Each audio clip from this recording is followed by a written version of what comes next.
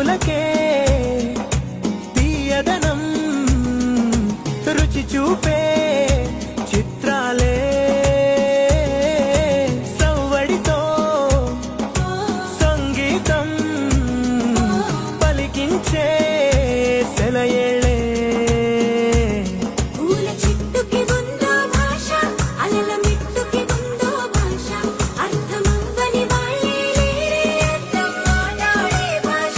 పలకరింపే పులకరింపై పిలుపునిస్తే